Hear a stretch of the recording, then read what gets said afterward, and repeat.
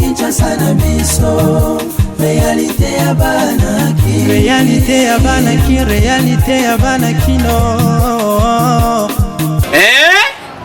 Buyukite bukuyoka kaka Kinshasa na biso kin eleki partout KNB Kinshasa na biso kin eleki partout Kinshasa eleki partout mikolo neza bino pardon Jima sala yolo karatakate ya on a bien yo Jima mukende umela KNB kin eleki partout rien à dire toi na terre envié parce que kin eleki partout et losako liboso ambongo mosanto azate Céline Don Kardasha isongolo bizubai bana kin ke bana jako zape so kuta nango KNB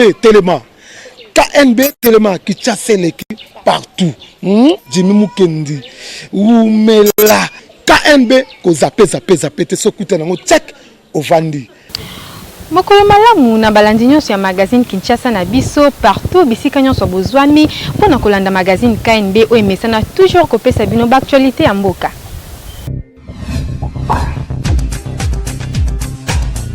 On doit mettre sur pied un état de droit. Au nom du Père. Et dans un état de droit, il y a une justice indépendante. Du Fils.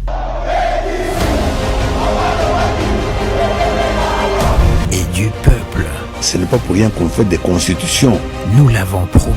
Pourquoi Mboké Beba? Parce que ceux qui arrivent et qui sont censés prêcher par l'exemple, eux prêchent par le mauvais exemple. Nous l'avons défendu. Un état de droit, c'est celui où tout le monde respecte la loi. Mais toi, tu crois que au balandi ou en abosani? Nous y avons cru. Mais ce que Mokonza lobi abi bon likambako pona au salango yo oza mwana mai nanga c'est vrai totanga kana yo tu vas en prison. Nous y voilà. État de droit. Président de la République Félix-Antoine Tshisekedi ayambaki mardi 21 avril dernier na résidence nae Antele. Président honoraire Joseph Kabila Kabange na centre ya Masolo na bango ezalaki mingi lié na inondation o esalamaki na Uvira, Maniema, Tanganyika pe Olomami. Pe lisusu babetaki Masolo ya pandémie Covid-19 o ezali ko déranger RDC. Bolanda ba détail na reportage ya Jimmy Mukendi. Abadaki nanu na ba geste barrière yenani Joseph Kabila Kabange, ancien président de la République démocratique du Congo, oyo ayaki kotala homologue topé actuel président de la République Félix Antoine Tshisekedi Tshilombo. Geste barrière ende salemaki masque na monoko bakutani de haute basololi essentiellement sur masolo ya COVID-19 pambate maladie oyo ezali kosisa bato na mokili. Président Félix Tshisekedi azali ko consulter bato nyonso pona koyeba ndenge nini kosala ba sensibilisation ya solo pe kosilisa maladi wana. Batikalaki lisusu 1 minute de silence pona kokanisa baebanso bakufi na maladi wana pe surtout bandeko o bauti kokufa na inondation monene oyo esalami etushaki Sud Kivu, Maniema pe bandeko ya kote ya Est. Yango wana masolo ebetami kitoko mokolo ya mardi na cité présidentielle ya Ntele et pas ya président Félix Tshisekedi et longona ancien président Joseph Kabila. Tika biso KNBP to tuna nanu. Yango bato nyonso baswana katongo midi pokwa na kombo ya Joseph Kabila to Félix Tshisekedi. Bazali kolanda ata exemple ndenge bango baza kosola na kimia te to kanisa neni to kolonga COVID-19 au lieu to kota na ba débat ya pamba ba juridisme ezanga mutuna makolo entre taba ndeko na biso bazali kokufa. Bozwa mayele botala baninga nde basolo kitoko. Premier ministre Sylvestre Ilunga Ilunkamba a aussi signé décret moko o ezali ko suspendre perception ya taxe ya valeur ajoutée au tobenga kana mokuse TVA sur quelques produits à première nécessité. Bolanda reportage Jonathan Siata. Na souci oyo bakonzi ya mboka baza nango pona survie ya population na bango na période difficile oyo mboka ezo traverser pona pandémie oyo ezo déranger mokili mobimba pe par rapport ya ba mesure oyo ezo maki ya ko suspendre ba activité ebele na mboka pe ko fandisa la plupart ya ba travailleurs na ndaku pona ko limiter propagation ya pandémie oyo nde na même idée premier ministre Sylvestre Ilunga Ilukamba auti ko signer décret moko oyo ezo suspendre perception ya taxe sur la valeur ajoutée oyo bengaka TVA na importation pe na vente ya ba produit ya première nécessité nyonso na mboka mobimba. Ba produit yango to biloko yango ezali lokola viande to misuni ya ba espèce nyonso fraîche to pe oyo ezali congelé poisson to thomson ndenge toyebi makayabu miliki ya poussière to ya mai ba fruit nyonso lokola ba orange ba mangue ba pamplemousse to pe misusu loso farine fufu tope masangu mafuta ya huile mafuta ya mbila sardine ba eau minérale ya ndenge nyonso boisson gazeuse boisson sans alcool savon allumette pe misusu ba sengi na ba supermarché nyonso ba ajuster ba prix na bango par rapport ya décret oyo pour ba service ya ministère ya commerce pena ya la police bako tambola na nzela pona ko vérifier soki bazali ko respecter décret oyo esigname oyo akotosa te l'état eko tchaye maboko na yo pe population basengi na yo veiller na ba mesure oyo tango nyonso okokota na ba supermarché to na ba magasin pona ko somba eloko landela fartire na yo soki ba reprendre lisusu taxe oyo ya TVA yebela benga ba service ya police oyo ezali pembeni ba tcha bango maboko po bakonzi ya mboka deja balongoli yango na ba produit ya première nécessité donc yebela po balekela mayele te. Na Madagascar bauti ko trouver kisi oyo ezali ko bikisa coronavirus présentation ya kisi yango esalamaki epai ya président ya Madagascar bolanda reportage ya Nathan Siata. Na cadre ya lutte contre coronavirus oyo ezo tungisa mokili mobimba bamboka nyonso ezo tia mayele pona koluka ba solution oyo ekopesa kimia na mokili ndeti bandeko ya Madagascar na nzela ya président na bango bauti ko présenter kisi ya sika oyo bazui na nzela ya ba recherche na bango CVO elakisi Covid Organics ezali en liquide ezali pe antisane pe décuption ezalaki présenté comme étant meilleure arme pour na ko prévenir na coronavirus basali yango na kisi oyo babengi Artemisia oyo ezali nzete oyo esalisaka contre malaria na mboka na bango pe esala déjà ba preuve na yango babakisi quelques plantes pour na babakisa yango efficacité produit oyo ekokabolama kala mingi te na ba famille nyonso ya Madagascar pona esunga bango pe ebatela bango na COVID-19 kutu président malgache alobi bana nyonso ya Madagascar bakomela yango po mercredi prochain il faut ba classe ezonga na mboka na bango kisi oyo ekoteka makala te na ba prix moko ya C pona kosunga bato nyonso ba s'en procurer na yango kutu président na bango alobi ke Canada na États-Unis d'Amérique déjà basengi yango kisi oyo il faut ekene na mboka na bango po bakabola yango na population na bango mais esengeli koyeba ke moko ya ba docteur alobi ete ezali nanu kisi oyo bazo salela pona ko prévenir donc ba recherche ezali nanu ko continuer pona ko définir ba mesure curative na yango pona ko lakisa na mokili mobimba ke ezali kisi ya malamu pe ezali ata na conséquences néfastes moko te na santé ya mutu président malgache ye moko na ba autorité misusu oyo bazalaki sur place na cérémonie yango ba melaki yango pona ko servir d'exemple pour population ebanga te pe ezalaki distribuer na batu nyonso oyo bazalaki na cérémonie pe emelamaki avec impact na idéologie na batu nyonso président alobi ke l'état na bango ezo financer ba recherche oyo pona ko industrialiser kisi oyo pe ko commercialiser yango na mokili mobimba pour epesa solution na pandémie oyo ya COVID-19 En tout cas, félicitations à ba chercheurs malgaches pour na ba avancée significative oyo bosali pour na kolaksape exemple na ba nation africaine mosusu balanda lokolo. Kinshasa et l'équipe partout. Bolanda évolution ya coronavirus na RDC na commentaire ya Nathan Siata. Na rapport na bango ya lobby mardi 21 avril 2020, cellule ya riposte et lobby était tokomi na 359 cas confirmés, 25 décès, pe 45 personnes ici babiki. Donc 10 personnes babakisami na 35 oyo ezalaki lobby.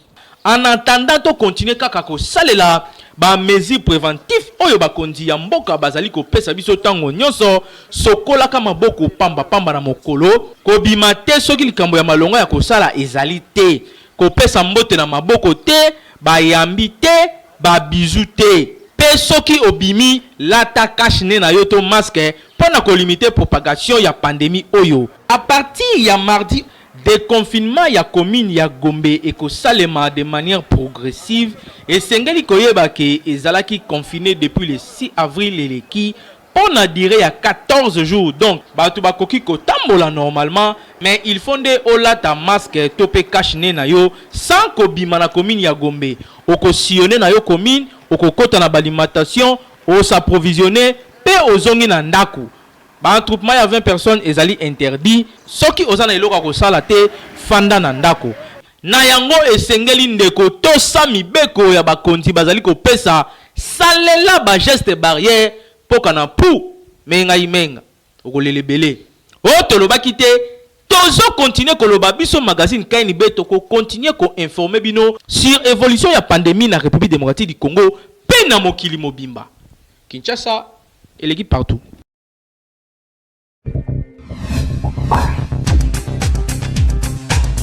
Coordonnateur ya magazine KNB Jimmy Mukendi azo continue toujours kotika espace na yo fele na bato nyonso balingi kosala message ya sensibilisation contre coronavirus. Bandeko nanga ya Kinshasa, bandeko nanga ya République démocratique du Congo, boyebi que l'heure est grave, mboka na biso ezali na souci, tozali na problème o ekweli biso à travers le monde entier, likambo oyo ya coronavirus. Ndeko congolais respecté ba consigne nyonso epesami na bakondi.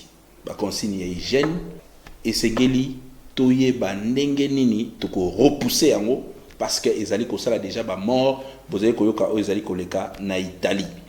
Yango na biso en tant que ba leader d'opinion, biso en tant que ba serviteur na bino o to servera bino à travers ba média na casquette nanga ya coordonnateur ya magazine Kinshasa na biso na ko annoncer bino boye.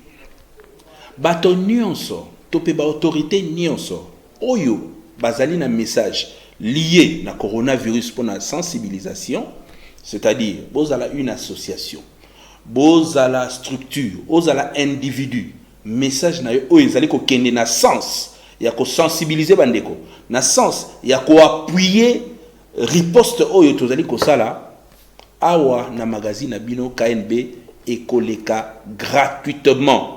KNB magazine na bino Kinshasa na biso et ko continuer ko servir bino ndenge elongo bani boyebi ke bolandaka biso chaque jour à partir de 18h30 na Show TV, à partir de 19h30 à PIC TV et puis à partir de 20h30 na Baraka TV. En rediffusion toyaka à partir de 10h30 na Baraka, à partir de 11h30 na Show TV et à partir de 14h na PIC. Donc message wana topé ba encouragement au boko ko encourager bandeko par rapport ya temps autre vous allez ko passer boko ko tinde la biso yango à travers numéro o eza affiché na ba écran na bino du micro ya KNB WhatsApp na biso ko za la polele pona ko yamba ba message na bino sinon ceux qui bomoni que nécessité ezali que ba équipe na biso o ezali à travers Kinshasa mobimba e yakuna tokoya kozwa ba image wana nyonso boko sala topé ba message boko sala pona coronavirus pona lutte to pona ko informer bandeko to lekisa yango gratuitement to respecter ba consigne ba kondi et puis biso nyonso to longa coronavirus. Bandeko ya Asbel CRDC basali message ya sensibilisation contre coronavirus.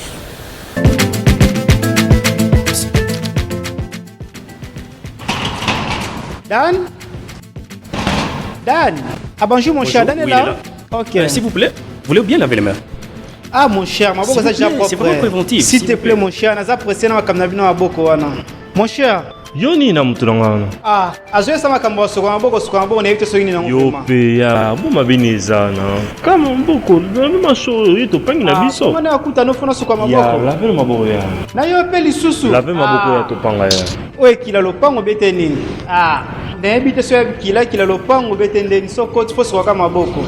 Ba mystique bon. Ah. Ah, n'habite na soya ozango bete nini? Mon cher Boni. Ah, te ya même talaka yo mtunanga moi distance ya 1 mètre. Nini li susu mabo na to sukwe. Comme sous moi distance. Bon ma be mon cher. Nini o kota linga ro nini? Bon, mon cher, ça ne dérange pas. Nicolas de Miafon, à la fin, nous avons quitté le Ghana. Maintenant, la personne numéro 1. Au cours déplacé, on va en théâtre. Benga kaka. Mon cher, nous avons remettre à ça la pied pour nous un problème. Ils ont précepte bâtir une mission. Quand on a bon et bel étonné, on a besoin mon cher. Non, c'est pas important, mon cher, laisse tomber. Ya, yo mo yebitala, yo o mastananga. Ah, laisse tomber mon cher. Non, benga. On peut ya. Ouais, mais attends, n'a bino va homme sous saute.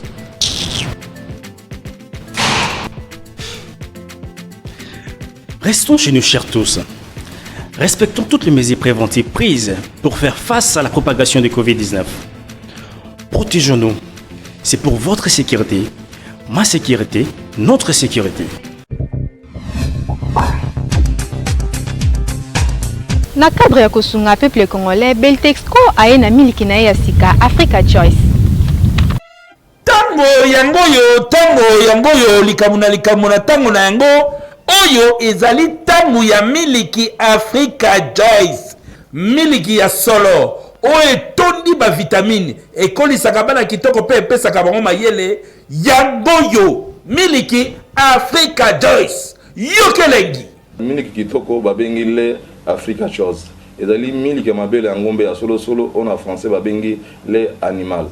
Moi to bengi ke miliki oyo Africa Choice ezali miliki ya mboka ba miliki ezala mwana muke papa mama mukolo asinga mela miliki oyo ezana qualité ya kitoko. Totika baje totika bimela mela miliki Africa Choice yango nde ebongi na bana ba jeune ba papa ba mama na ba personne ya 3e âge. Miliki Africa Choice. Merci Beltexco. Merci Beltexco.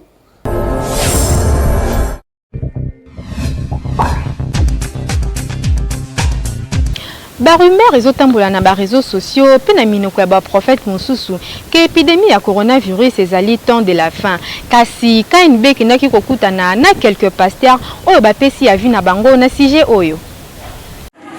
Épidémie oyo ya coronavirus ekota na mokili mobimba ezo continuer toujours ko ravager ko boma makasi kasi na bamboka mosusu lokola awa na RDC bakonzi bazwi déjà maîtrise ya ko limiter propagation ya maladie yango par rapport ya ba geste barrière kasi basali ya nzambe misusu bazo confirmer que pandémie ya coronavirus oyo ezali ba signe ya temps de la fin o makambo nzambe alobaki yango ezo kokisama kasi quelques pasteurs ba contredire ba collègue na bango oyo bazoloba que to komi na tango ya suka coronavirus eza na rapport na Bible te. Les affaires du monde était parce que tout ce que nous sommes en train de voir ce sont des problèmes oyo il faut que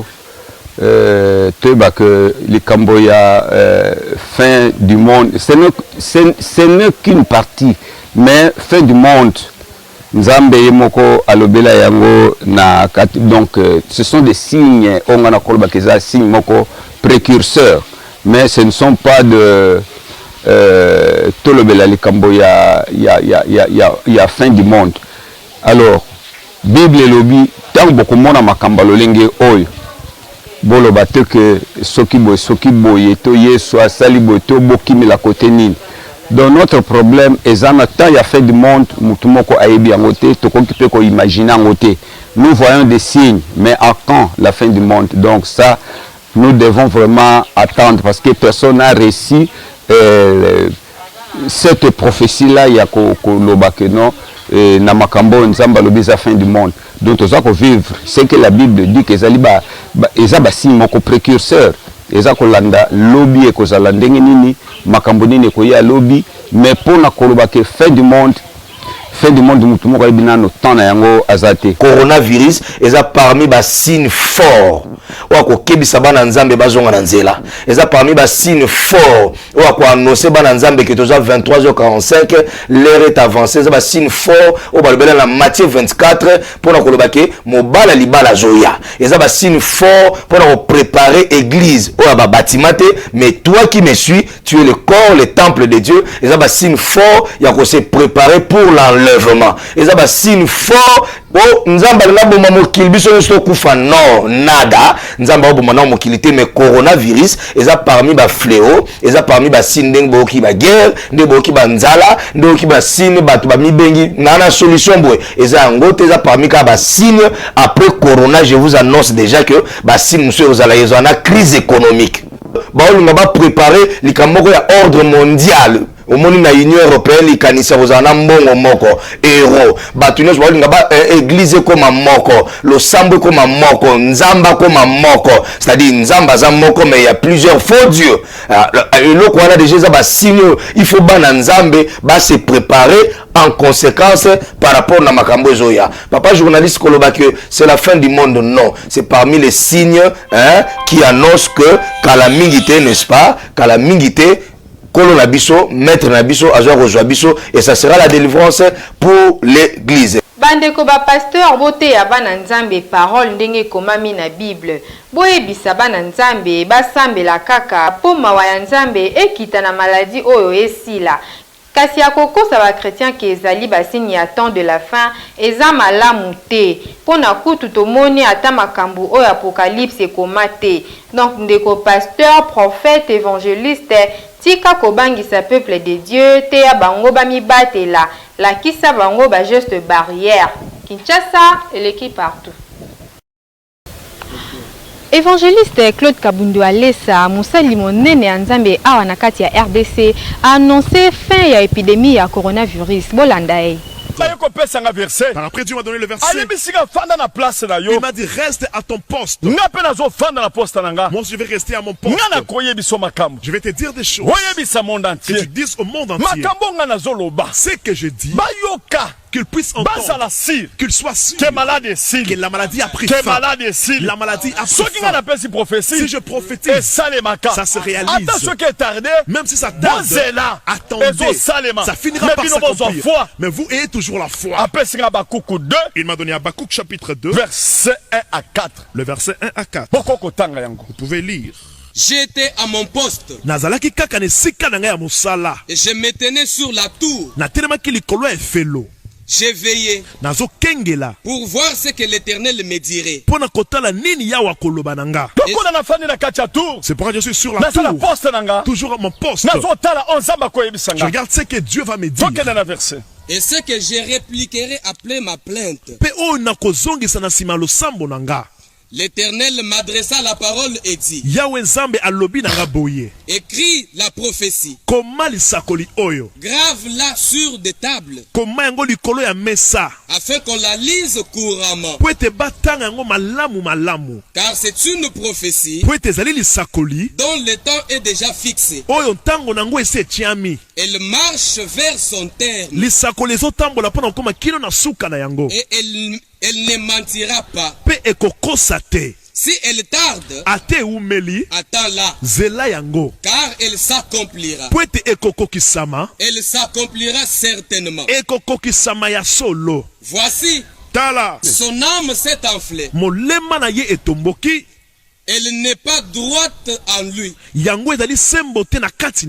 Mais le juste vivra par la foi. Amen. J'aimerais te dire, écoute comme Habakkuk dit. Là c'est Dieu qui me dit, Kabundi, je suis avec toi. C'est que moi je te dis, par le monde entier. Corona a pris fin aujourd'hui. Fini les coronavirus aujourd'hui. Fini les deuils aujourd'hui. D'autres seront là en train de murmurer. Le cœur sont en feu. Mais Walé ça vient de dire. Mais pourquoi d'autres gens viennent de mourir ici? Wale, ça vient de parler. Il y a quelqu'un qui est atteint. Mais pourquoi ça? Dieu dit ceci. Vous sachez-le. Il a déjà fixé les temps. Soyez patient. Il a déjà fixé son temps. Vivre par la foi. Mais vivez par la foi. Marchez dans la foi. Vous verrez comment cela arriverait. Le Seigneur Jésus-Christ. Je suis Seigneur Jésus-Christ. Qui est en train de parler. Moi je suis calme. J'ai déjà enlevé les habits. Aujourd'hui je vais enlever les habits. Aujourd'hui je vais manger le foufou. Je ne vais plus marcher en étant en genoux aujourd'hui. Aujourd'hui je vais danser pour Dieu.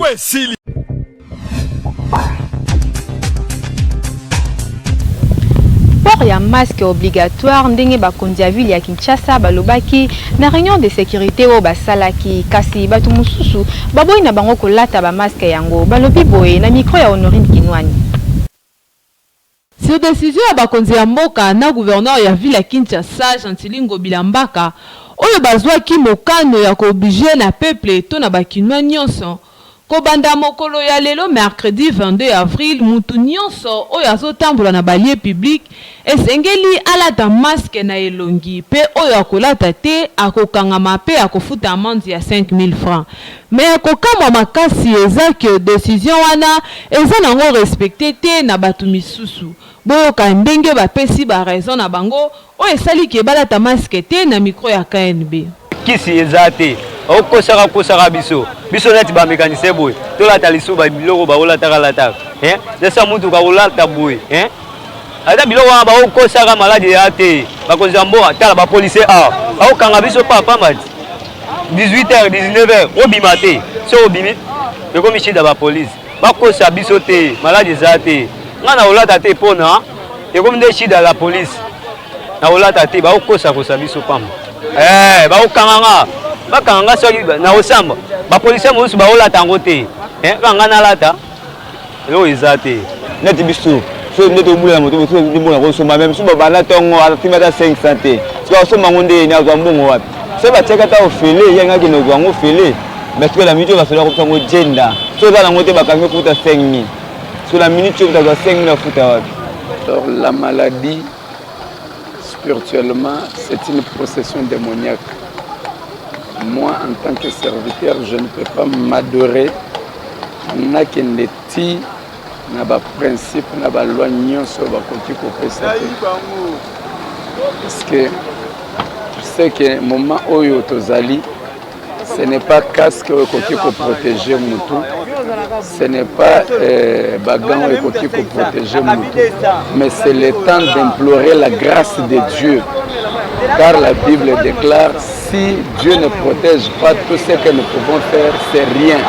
Bandeko bakinwa bapesi ba raison ya ndenge na ndenge misusu balobi oye asambelaka na ye aza akondima nzambe na ye akobatela ye misusu pe balobi ekomi shida ya bakonzi ya mboka ke corona eza te na mboka RDC donc ye akolata na ye te tokosenga na bakonzi ya mboka baagent de l'ordre esengeli basala mosala na bango pour sur 100% bato oyo barespecte eza kaka 50%. Bandeko na biso bakinwa magazine KNB eyebisi bino boye na ko respecter ba règle d'hygiène nde tokolonga pandémie oyo tolata ba masque tosokola maboko bongo nde tokolonga pandémie oyo. Kinshasa eleki partout.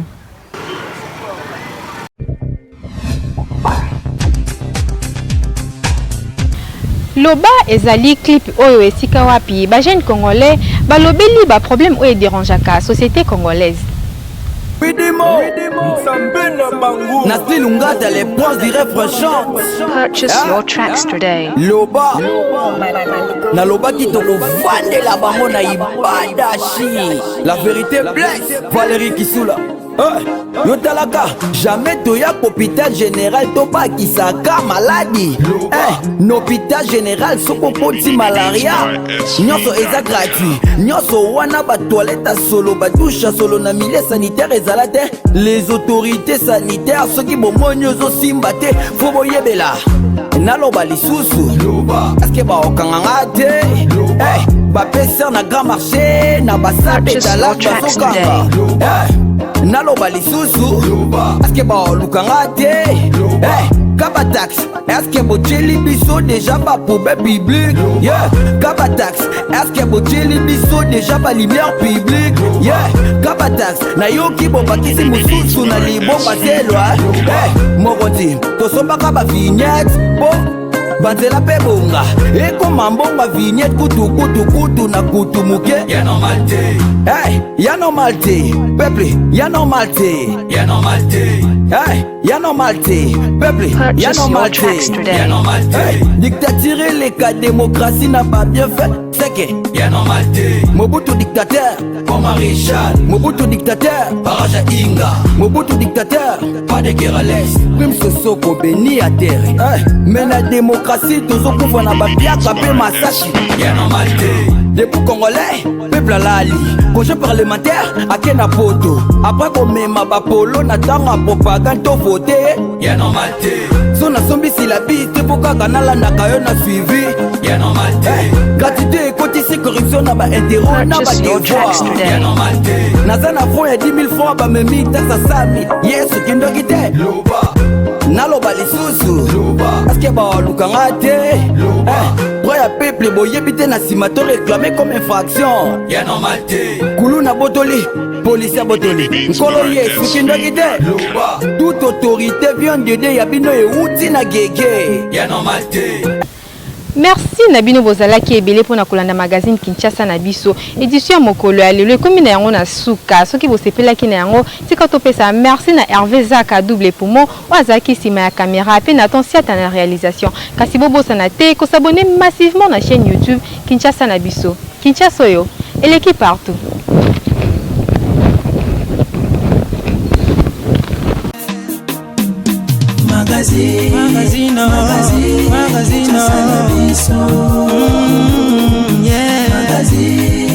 Magazine Kinshasa na biso réalité ya bana réalité ya bana kino